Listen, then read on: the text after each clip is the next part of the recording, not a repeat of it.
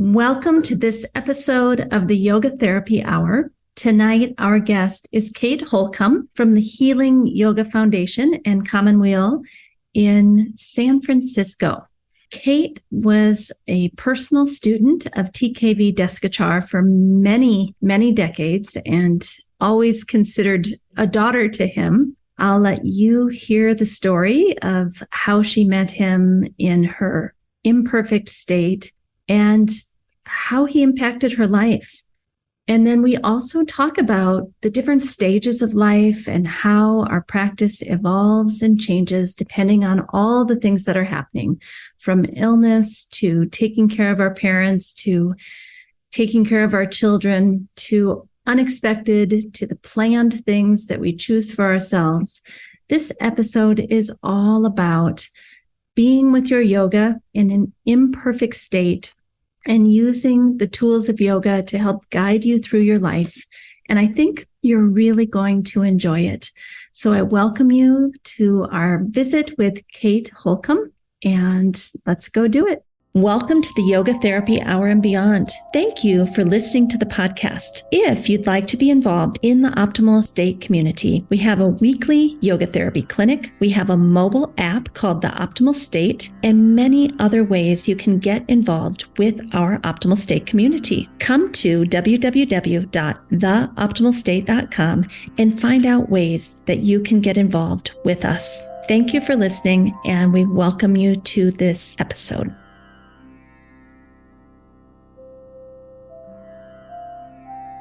Today, I welcome my friend and colleague, Kate Holcombe. So nice to see you, Kate. Thank you. Thanks for having me.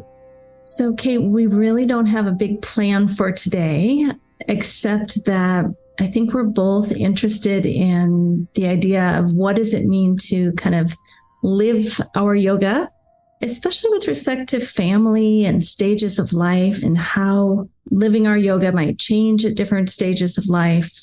So where would you like to begin? What are some thoughts that can get us started? I love that you're asking this and that we get to talk about it. I feel like it's actually so important, both in how we as yoga therapists and yoga practitioners use the tools and how they help us through our own changes and how life evolves with various challenges or surprises and things like that. And also for the people that we're working with. You know, I sort of fell into this very organically. I was always interested in bringing personalized yoga therapy to people in populations who might not normally have access to it. You know, as I think you know, whether it's background, ability, financial means, et cetera, which was the big impetus for starting Healing Yoga Foundation in 2006. And gratefully, you know, Sri TKV Desikachar, my teacher, always stressed the importance of adapting the practice to the individual, of course, rather than the other way around. And I've always appreciated this, that even in a group class, that the practice is modified as much as possible to the individual. And so, you know, over the years, for me, what this means really being open to showing up, open to whoever shows up, me showing up for whoever shows up in front of me, but being open to whatever shows up and open to not just whoever shows up in front of me, but also open to the changes, the surprises, the challenges, as I mentioned, both planned and unplanned, that life can bring. So, for example, you know, when we're talking about working with life stages related to family, like having to take care of a parent, suddenly a parent gets sick, or a partner, or maybe a child has some specific needs, or maybe there's a planned loss in the family, such as a divorce, you know, the family structure shifts, or an unexpected loss due to a death in the family. So as events occur and they change and impact the family system, we have to be able to adapt to these changes as well. Of course, also acknowledging, this is the other thing I love about yoga therapy, is acknowledging that family systems look very different for everyone. And so how the family system looks different, how these changes, you know, divorce, illness, loss, etc., or a child with some special needs, for example, could also be invisible on the outside. And the individual who's facing those differing family dynamics often, I'm imagining, you know, or could feel quite alone. because of that perceived invisibility, right? Because families all look so differently and all these things happen, we could perceive somebody as well off or with a lot of resources, and we might not have any idea what's going on or what they're facing. So where our work as yoga therapists, I think, is really exciting is that this means not only adapting the postures and the breathing practices and such, but also the length of the practice, also the kind of practice that we offer, depending on availability of privacy, understanding that maybe the student doesn't have access to a quiet space or even a clean area to practice. So we adjust the practice to meet those needs of the student as well. So, I'm constantly telling my students that our practice doesn't have to be an hour or an hour and a half or an hour and 15 minutes. And it doesn't have to look the way that we think, we might think it should based on the model of many yoga studios that I really encourage my students to practice. I try to offer practices that can really be adapted to time and place and space availability that could be done in the car, waiting for the carpool pickup. I have one student who used to do the Shitali breathing I gave him at stoplights in his car, which I loved. I have students who've told me they've done Nyasam under the table at board meetings or on the podium or in the car with one hand on the steering wheel and the other hand on their lap doing Nyasam. I have students who've told me they've done Shitkari, like modified Shitali, in line at the grocery store. Or some of these practices that we could do at the DMV, or many of the patients I work with dealing with cancer, all of these practices that can be done even in the middle of getting a scan that are subtle enough that could be done. I see this in the yoga therapists that we train at the Optimal State Yoga Therapy School. There's this pacification of, I'm anxious, I'm going to do this hand gesture underneath the table at work, I'm going to do Shitali in my car. But then there's actually changing the baseline way that you function in the world. And for me, like a small practice like that, even if I do it multiple times a day, it pacifies me, but it doesn't really get to the root cause, shamanam and shodhanam. And I almost feel like to really reset my nervous system and get into a deeper place where maybe some self-analysis could happen. Like it does take me an hour practice to get there. So can you talk about that a little bit? Maybe not very advanced yet. No, I think that's a really good point. And, I got to be honest, like going back to, so I have 4 children, which Amy, Yes. And they range in age right now from 21 to 9. So there's a 12-year difference between my oldest and my youngest. And I went from, and I lived and worked in South India in Chennai with Mr. Desikachar for many, many years. And I would get up early and I'd get up with the sun and a nice long practice, including all the elements. Okay, I'm spoiled.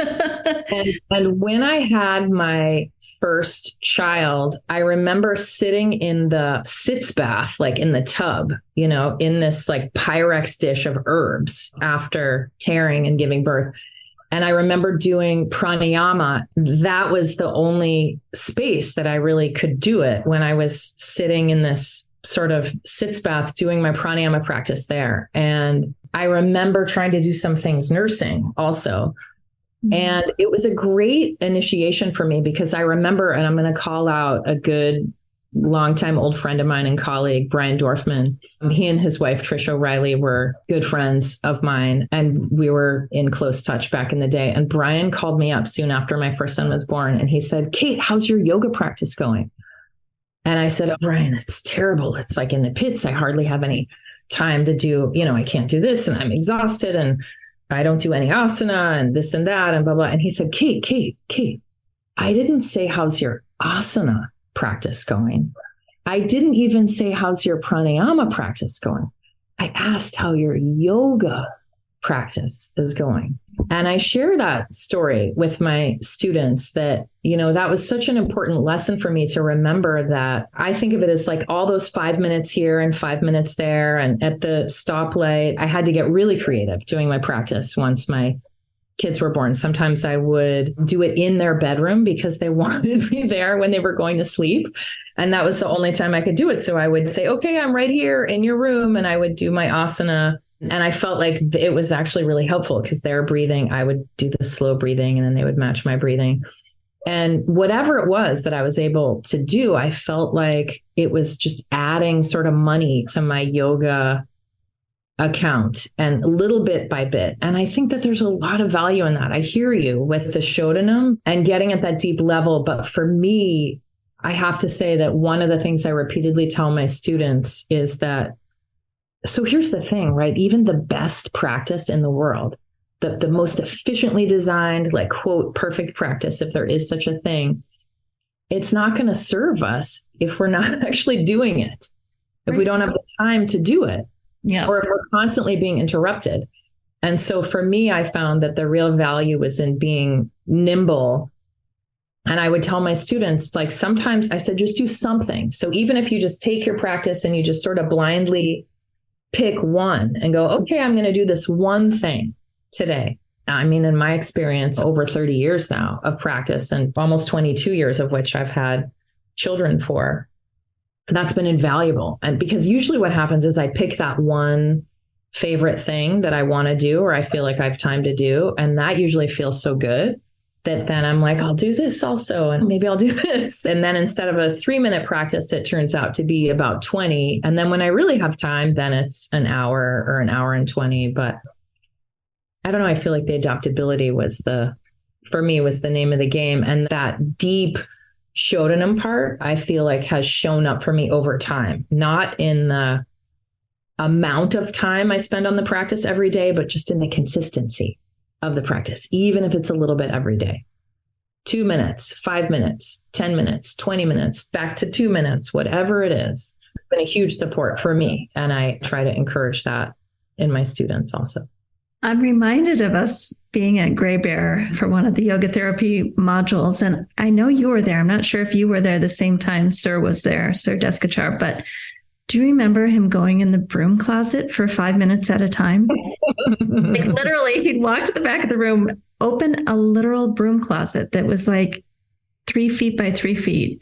There was probably a little chair in there, and he'd sit in there and do pranayama and then pop back out, like literally 3 to 5 minutes. Were you there that time? Yeah. And I've heard stories about how on the airplane, he would just put a blanket over his head on the airplane and do some pranayama. You know, it's interesting because, Amy, it also reminds me, you know, one of our first outreach programs, Healing Yoga Foundation, was with Compass Homeless Family Services, where we taught a weekly group class for homeless families. So here were people who actually didn't have the privacy or the stability of their own home or their own private space, and they were managing children. And so I don't know, I just love that the most about the practice needing to adapt to the individual and not the other way around. And part of our work as yoga therapists isn't just adapting of course, the postures and the practices or what, but also keeping in mind these other factors that might be taken for granted, that somebody has a home, or, you know, we also had an outreach program at the domestic violence women's shelter too. So here were also women who had an unstable home environment. And I know that these practices helped them. You know, they told us repeatedly how helpful it was for them to, you know, one dad at the Compass Homeless Family Services who was trying to get off of heroin and was dealing with an infant daughter told us how the practices that we taught him, he started to get frustrated because he couldn't get the stroller and the baby on the bus or off the bus. And people were getting annoyed and sort of yelling at him. And he told us how he just was like, you know, started doing some of the practices. And he said that it saved him. He said normally he would have, you know, lost his temper, or he would have gotten maybe thrown off the bus and started using again or whatever it was. And so little things like that can have such a huge impact. Yeah. I think sometimes people, because the expectation is so high that I have to be in a room by myself, you know, for X amount of minutes, I think people think, well, I can't do that, so why bother? Just moving on. I mean, you probably have students like this too that just say, well, I didn't do my practice. And like you're saying, it doesn't need to be 20 minutes or 30 minutes or 40 minutes.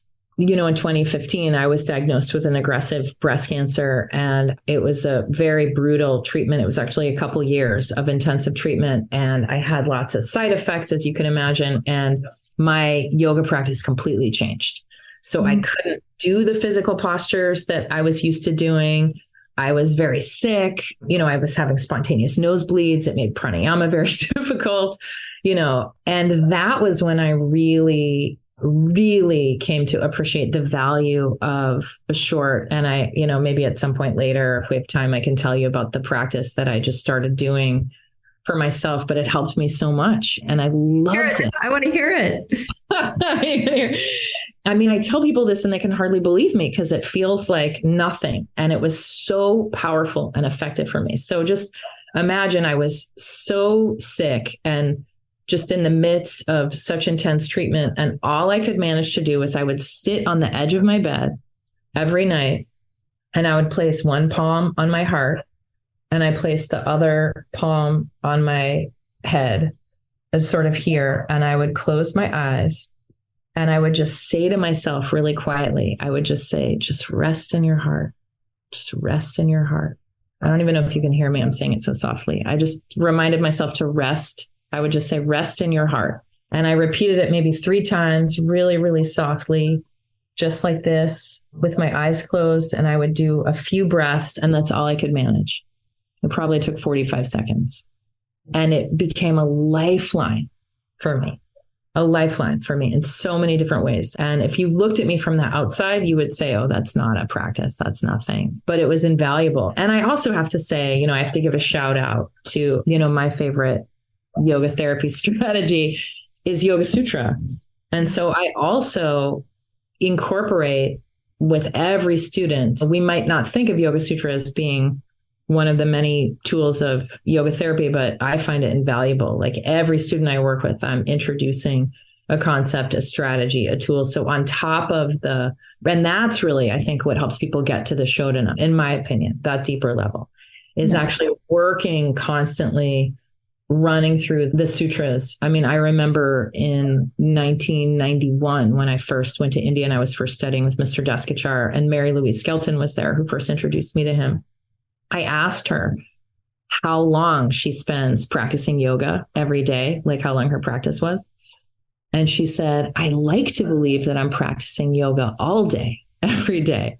And I loved that too. I thought, that's it, right? She's incorporating the sutra and all these practices because ultimately it's about shifting our patterns. It's about seeing more clearly. It's about moving away from patterns and habits that aren't serving us as well and finding a more positive way to move forward where we see more clearly. And of course, we're connected to the authentic self.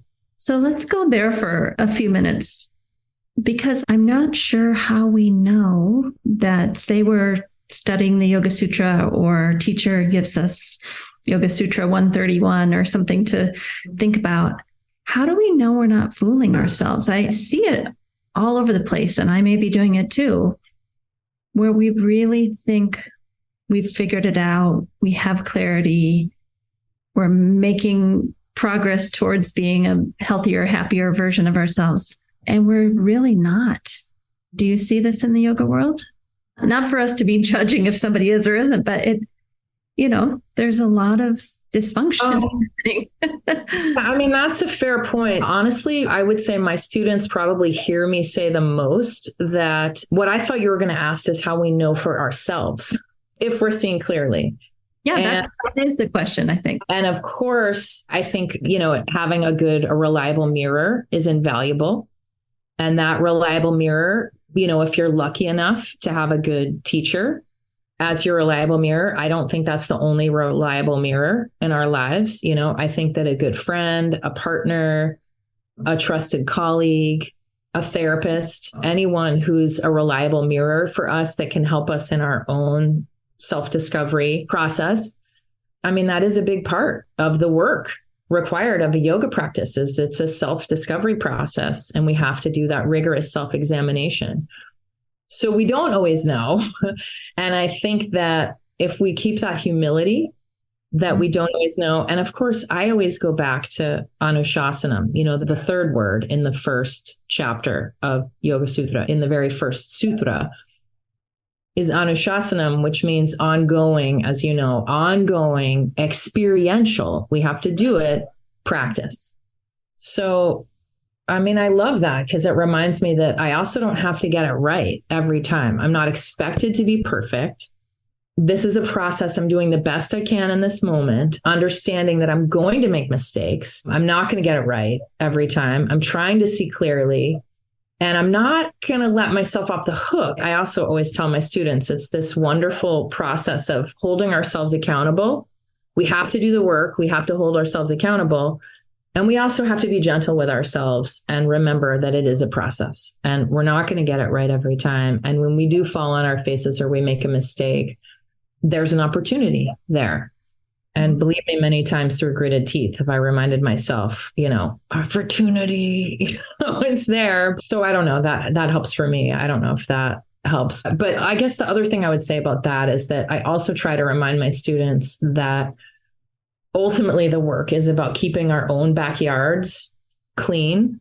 And it's so easy, right? It's so easy for me to peek over into my neighbor's yard. Got garbage in your yard. Yeah, exactly. Or like, oh, they certainly haven't picked up their dog poop. Or like, oh, look at all those weeds. Or, like I tell my students, like, clean up the dog poop in your own backyard. Focus on your own weeding. And maybe that will inspire somebody else, or that's the best we can do. And it doesn't mean that we don't care or we don't, protest wrongs in the world, or, it just means that really our work is keeping our own selves clean.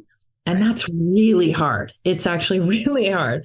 That's a lifetime of work. And if I notice that my neighbors aren't staying clean, or my colleague or whatever, or they're not in alignment with my values, well, yoga is also about being empowered to consciously choose. Then I establish my own boundaries and I'm really clear. And, oh, that person's not in alignment with my own values, or then I get to decide how I'm going to move forward. Did you know that we have a Patreon community? This community helps to support the Optimal State and the Yoga Therapy Hour production. It's not cheap to bring these episodes to you every single week, and we hope that you'll support us in giving you this great content every week. So head over to Patreon, and as you'll see, there are different tiers, but my favorite tier is the one that delivers Yoga Nidra to you on a regular basis, where you can just tune in on Patreon and download the yoga nidras that will help you sleep better, have less pain, manage your anxiety, help you come out of depression and burnout. So many great gifts on our Patreon page, and we'd love to have you join us over there. Thank you for your support. We really appreciate you. I think that's really what it boils down to. It's one thing I've always appreciated about you is to know yourself so well that you know what your boundaries are, you know who you are. You're not worried about if people are looking over the fence at the garbage in your yard. Like, that's not a concern of yours. You're just trying to keep your integrity to the best of your ability based on your values and beliefs, full stop. Yeah. It's the best any of us can do. Right. Yeah. Mm-hmm. And again, it doesn't mean that we shouldn't go out and fight for what we believe in. That's part of our own personal values. That's unique to all of us. And, try to be a voice for the underserved or the voiceless, if that's what calls to us. It doesn't mean that we don't care about those things or we don't act in ways that call to us in that way. That's what gives us meaning. That's also what I love about yoga practices. The goal isn't to make us all the same or to make us these unfeeling zombies, right? The goal is to help each of us be connected and acting from our own true authentic selves, seeing as clearly as possible. And whatever that looks like, that's going to look differently for everybody. Yeah, absolutely. And at different stages of life. Of course. Yeah, absolutely. For you, can you talk to us about the early days, maybe even what you and Sir worked on together? I know you were his personal student for many decades. And then you became a mother of 4 children. You're probably moving into another phase of life as your children get older. Like, how has your practice changed throughout those stages of life? What a nice question. I would say one of the biggest things I appreciate about Desikachar is that in the early days, I would feel frustrated. Like I always wanted to learn more. I felt like I should be a better teacher. I felt like I should be doing more. I should be practicing more. And Sir always used to say to me that your family is your first priority. And he used to say that yoga will always be there for you. Yoga will always be there for you to serve you throughout your whole life. But this is what your family requires of you right now. And I love this concept, thinking about as much as I do about Yoga Sutra. It reminds me a little bit of this concept of abhyasa and vairagyam in Sutra 112. That, we could say at one level is that, abhyasa, as you move towards whatever practice is helping you achieve that state of more focused attention. And abhyasa is the letting go or relinquishing of whatever might be impeding or blocking you. But I think of it very much in the way that Sir constantly was reminding me about my priorities, because I made a conscious choice to have children. And this is why I brought this up earlier, because sometimes our family structure or life stages, things change that are out of our control. But especially when we make a conscious choice, I made a conscious choice. All four of my children were conscious choices, very much wanted. And I love that sutra because at a deeper level, it reminds us of our own agency and taking responsibility. So, for example, I guess what I mean is it acknowledges that in order to do anything, we have to give something up. So if I made a conscious choice to have a child, something else has to go. There's a natural vairagyam with that. I adopted the street dogs from India. I have 2 dogs now.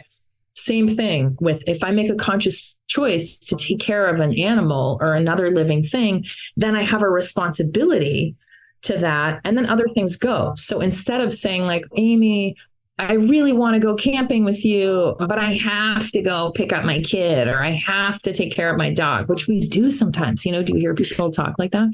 And instead, I really encourage my students to try to take that ownership, and just shifting it feels better inside to say, Amy, I would love to go camping with you. That sounds so fun.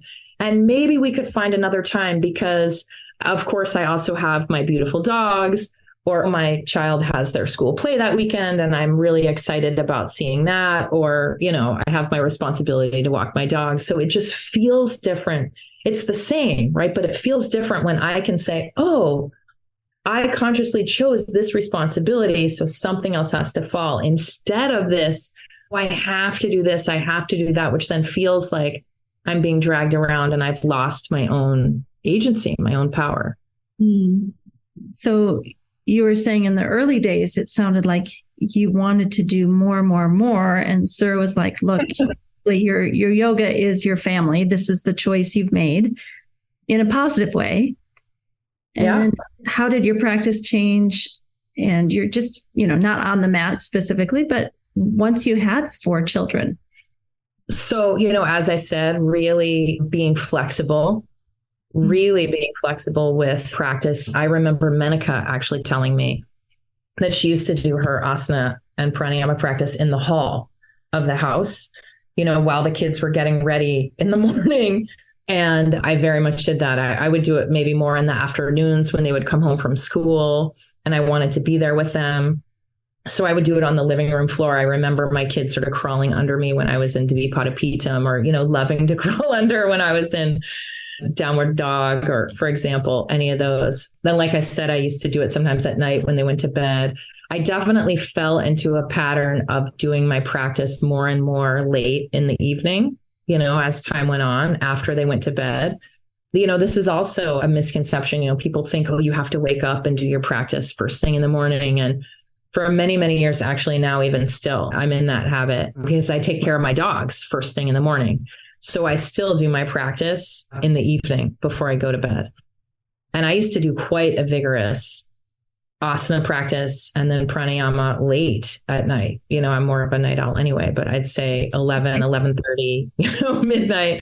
And I slept great. I'd do my pranayama and my meditation and then I'd sleep. Now, of course, I can't do such a vigorous asana practice still just because of the side effects of my treatment and the drugs that I'm on, but I still do it later in the evening. And I've been to your home. It's a beautiful home in San Francisco. But as we know, if you're living in the city like that, it can be tighter quarters. So you're doing this in a fairly small space with 4 children, 2 dogs, and a husband. Yes. Just picture Kate, in her home. Well, it did mean that I did have to modify. I mean, sometimes over the years, TKV Desikachar would give me different meditation practices that sometimes involved sound or chanting. And I was very, I don't know if shy is the right word. I was very conscious that I had a sleeping family in the evening. And so, I would go downstairs and I'd be in the front and I'd do it very quietly. And so I adjusted things like that. But no matter how I adjusted it, again, just back to what I said in the beginning, like I always tried to do something. And I think that mattered. That made a big difference for me. And I also never wanted, this was also important related to family and stages, is I never wanted my kids or my partner for that matter to feel like this is my yoga time and you can't disturb me.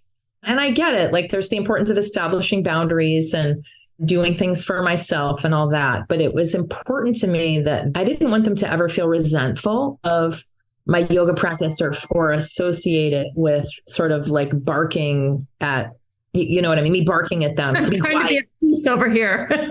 Yeah. So I just was very, it was very organic and sort of flowy, and I didn't give myself a hard time. There were lots of evenings where I would have liked to spend more time in meditation or have a longer practice. But, I needed to bake something for my kids' field trip the next day or bake sale or, whatever it was. And again, it was back to, I think that's why I mentioned that, about Sir and the priority and conscious choice is that I would remind myself, like, this is what I chose. I love this. I feel lucky every day to have this family. And it doesn't mean that I don't need time to myself. I'm also really an extreme introvert. So imagine that, like me in this tiny house where even the people I love most in the world, right? That's how I knew I was an introvert. I was like, oh, I love these people more than anything. And still I'm like, please, can you just be quiet?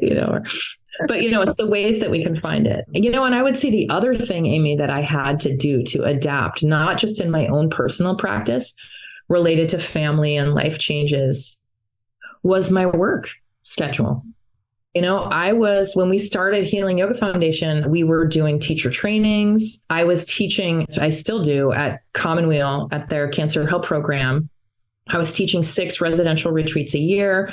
I was also teaching residential trainings out at Commonweal. We were doing day-long retreats. So a lot of my weekends, and I'd be gone for weeks at a time. And one of the reasons why, I'd say the main reason why Healing Yoga Foundation really shifted forms in 2013, that was even before my daughter was born in 2014, was I didn't want to spend so much time away from my family, so we restructured Healing Yoga Foundation so that I could have more time for myself and for my kids. And then, of course, when I had my diagnosis, I really cut back and shifted things and stopped, reprioritizing.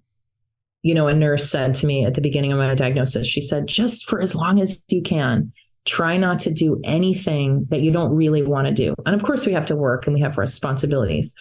But I still think about that. I still think like, okay, as much as possible, like, I'm not independently wealthy. So, neither is my partner. So we have to work. We have responsibilities. But I thought that was pretty great that I still try to think about what she's like, is this something that I really, really want to do? Right? Life is short. And so I not only adapting my own practice over the years, it was adapting how I work with others and the amount that I work with others, and maybe not taking on as many students and maybe cutting back some of our outreach programs, which was very hard for me because I love that work. I love the work that I get to do. I love it more than anything. I'm so lucky I get to do meaningful work. So that was also part of walking my talk. You know what I mean? Like, okay, I got to do this for myself and for my family and my priorities. And that means letting something go, back to that vairagyam again and recognizing that it is a conscious choice.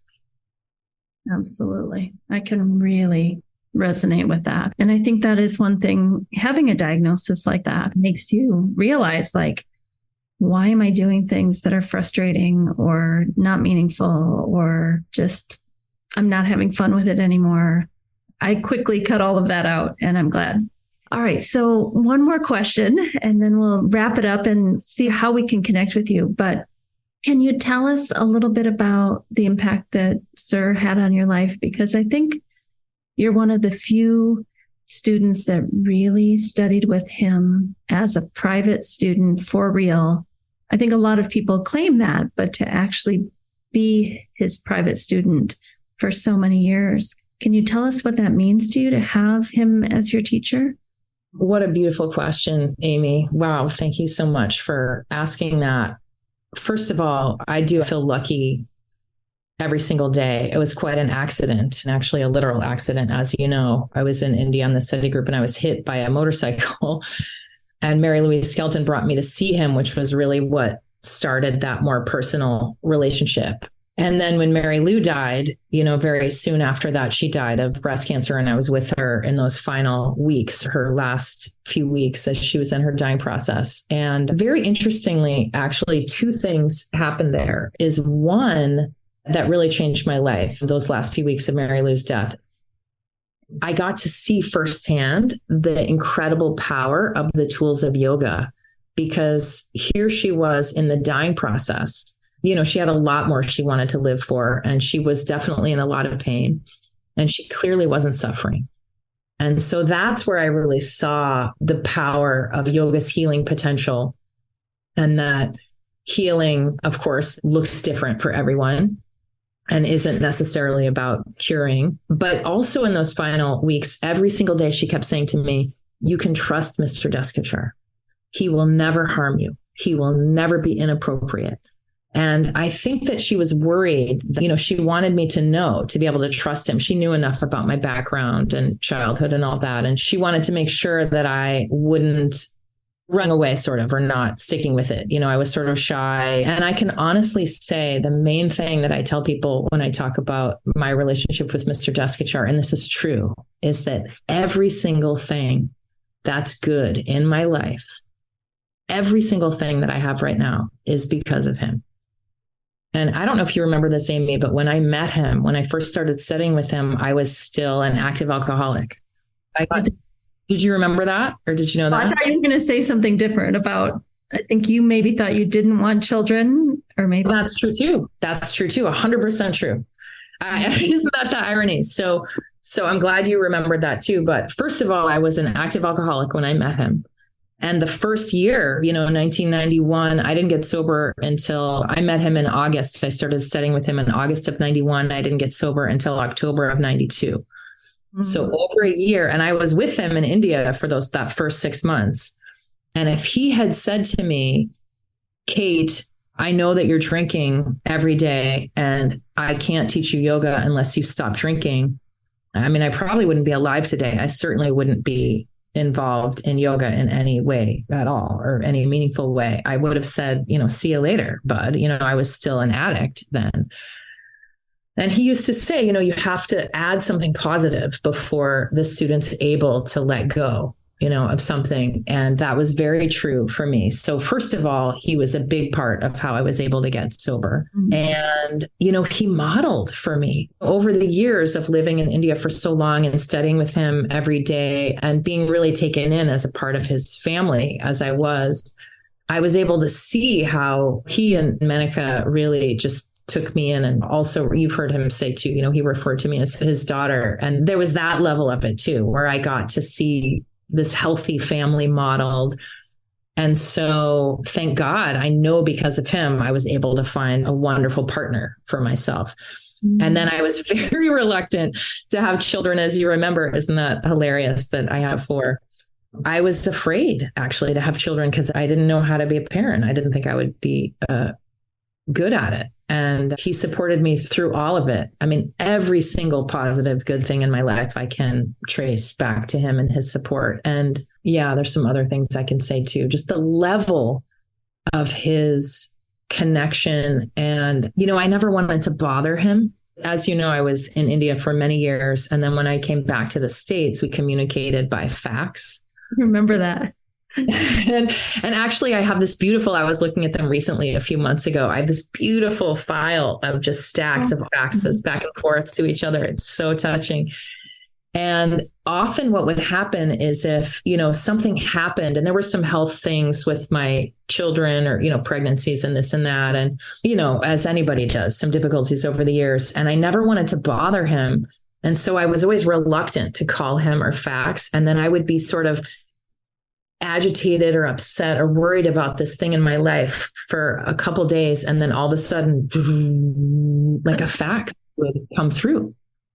It was amazing to me. And it was like he just knew somehow. And I asked him one time after enough of this, I was like, okay, cannot be a coincidence. And it's like, how would he know these things? And he said to me one time when I asked him, he said, sometimes information is received. Maybe I will just end with this. One of my professors used to say to me, which I love this. He said, in order to be successful at anything, you need three things. And he said, you need someone to believe in you. Number one. And he said, number two, you need to believe that person. And number three, you need to do the work. And when I heard that, I thought, I'm so lucky. That's exactly what Mr. Desikachar did for me, is that when I couldn't see my own light in myself, when I felt like I had been, when I was a swamp creature and crawled out of the swamp and I felt like I was still stained and mucked up, he saw something in me that I couldn't see. And he reflected that back. And even though I didn't believe in myself, I trusted him. Right back to Mary Lou's words, like, trust him. You can believe him. I did. I believed him and I trusted him that if he saw something, if he saw some glimmer of light there, then there must be something there. And as he pointed out, I did the work. One time he said to me, Kate, so many people have come to India or come to study with me and they don't do anything with it. And so I appreciated that too, that it was all him 100%. I think of that a lot as a good reminder that it's back to that anushasana. We still have to show up. We could have the best practice in the world. We could have the best teacher in the world, but we still have to show up every day. Sort of that atta, what is it, that turning point for us that we have to show up every day. And if we have someone who believes in us and we can actually believe that person, it can make a huge, huge difference in just getting us to put one foot in front of the other. And that's what he did for me. Just by believing in me, I was able to keep putting one foot in front of the other. And I trusted him and do the practices. And it worked in ways that, I still can't even believe. I feel lucky every day for, and grateful to be able to pass on. Yeah. I feel like the one thing that haunted me when I was really in the throes of my own treatment and that the seriousness of that diagnosis is, of course, I wanted to be around for my kids as long as possible on this planet with them. Also, I thought about Sir. He used to call himself the postman, and he would say, oh, I'm just a postman. I'm just passing on what I received from my teacher. I felt like a thief. I felt like, my God, I received all this from Sri Desikachar and I haven't passed it on yet in the way that I want to. And so I'm trying to be a better post person also in gratitude to him. So yeah. I think it's a beautiful way to close tonight. So Kate, if people wanted to be in touch with you, do you give workshops? Do you do online studies, retreats? Are you not taking new students? Tell us what we can expect. It's such a funny question that you ask that. I love teaching. I would say my favorite thing in the world. And I still do work with people individually. For yoga therapy, mostly it's referrals from doctors and physicians. My favorite thing is to teach Yoga Sutra, as you might imagine. I do that. I have students all over the country who I work with teaching Yoga Sutra and as, personal and professional development and mentoring, but mostly through Yoga Sutra. And I have a couple of sutra series that I do, which are quite fun and I really enjoy. I am the world's worst, probably like social media person. There is a Healing Yoga SF, as I very rarely occasionally post things on Instagram. And then of course the healingyoga.org website is still sort of in some phase of reworking it a little, although there's a great resources page with some of my old articles I wrote about Yoga Sutra and whatnot. But basically people who know me, even Lizzie, the old co-director, Healing Yoga Foundation, used to say that I'm like a hermit in a cave. I'm sort of very hard to find. I don't promote myself or advertise in any way. So I feel like if people find me, there's, I kind of go like that. I'm like, oh, you found me somehow. Like you must have worked pretty hard. Yeah, I was like, something brought you here. You must have had to work pretty hard to get here. So usually we won't be leaving a website or any clues. The audience just has to figure it out on their own if they really want to. But I would like to be a better post person. And, I'm trying to figure out how to get out a lot of the gems and what I've received. I mean, nothing brings me greater joy than passing on what I received from Sri Desikachar. So this is a perfect topic. It's all just about balancing my personal and professional and family life and priorities and values. And like, most importantly, everybody, please, like our time for ourselves, one final plug, I guess, for our own personal practices, even if it's like time for yourself to walk your favorite hike or walk through the woods or on the beach, or all of us have demands, whether it's children or animals we're caring for or aging parents or others in our community. Just the importance of connecting with ourselves and taking time to do that. So I'm really trying to be better at that too, just modeling that, really respecting your own needs. Yes. Many of us, I think, especially those of us in the field of yoga therapy and other professions like that, like we want to help others. It feels good to do this kind of work. And it can be so hard to take that time for ourselves without feeling selfish. And in the more recent years, I've really come to understand how it's so not selfish, that it's really invaluable for us to do that and to model it for others, the value of that self-care. Well, thank you, Kate, for taking the time with us. And I really appreciate the moments I get with you, knowing what a busy mom and teacher you are. So thank you so much for joining us today. Oh, my absolute pleasure. It's so much fun. Thank you so much. I appreciate it. A big thank you to Kate for being with us today. There's so many gems to take away from this interview. I think I'll probably listen to it multiple times when it comes out. But for now, the thing I'd like to kind of leave us with is something that Kate learned from TKV Desikachar in the early days of studying with him. She had wanted to learn more, to do more, to practice more.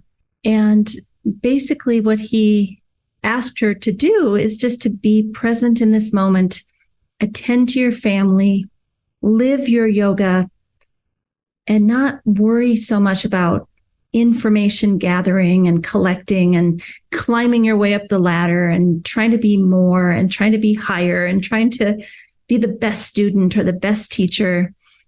He basically told her to bring it down to the basics and just be with what is, be exactly who you are, do your best, clean up your side of the fence, full stop. I think we can all do that. If we just keep it that simple, we can do that. So I wish you well this evening from Minnesota, going out into the cold now, and we'll see you next week. Thanks, everybody. Thank you for listening to the Yoga Therapy Hour and Beyond. If you've enjoyed this program, there's a few things you can do to help us. You can share this episode with colleagues, friends, and family. You can give us a great rating on the podcast platform that you listen to. You can support us on Patreon, and you can download the Optimal State mobile app and start using it to track your own nervous system. All of these things will help us to produce and give you the gift of the Yoga Therapy Hour for many years to come. Thank you, our listeners, for supporting us. A special thank you to our team here at Optimal State. We are truly a global family. George Mantuan, one of our executive producers. Adam Satchel, senior media producer and sound engineer from the Philippines. Krishna Panchal, a producer from Canada. Modupe Abdullahi, who does the show notes and is an editor for us from Nigeria. And Peter Morley, who wrote and produced the music for this show, who lives in Australia. Find more about Peter's work at www.zenmusic.biz. Thank you for listening. We'll see you next time.